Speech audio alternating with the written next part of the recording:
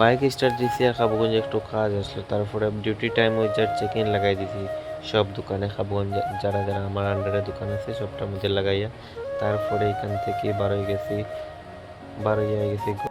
তারপরে গেছি নতুন বাজার, নতুন বাজারে যতটা দোকান আসলো ফাইন্যান্সের আমার আন্ডারে সবটার মধ্যে আবার চেক ইন লাগাইয়া তারপরে গরু আইয়া স্নান করে রেডি হইয়া খাইয়া বন্ডে লইয়া গেছি কে সময় লোক স্কুলে।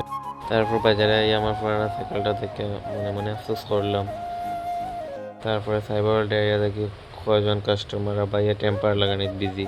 তারপরে ফাইন্যান্সটা এখানে আমার বন্ধু দিয়া করাইলাম, করানোর পরে আবার দুইজন মিলিয়ে আবার খাবুগঞ্জ আর মোবাইল স্টোরে কাস্টমার আইসো, এখানে গেছি গিয়ে দুইটা মিলিয়ে মোবাইল থেকে গেছি ইনফিউশন মোবাইল শপে, এখানে হয়েছে না আবার রিটার্ন আর মোবাইল স্টোরে গেছি।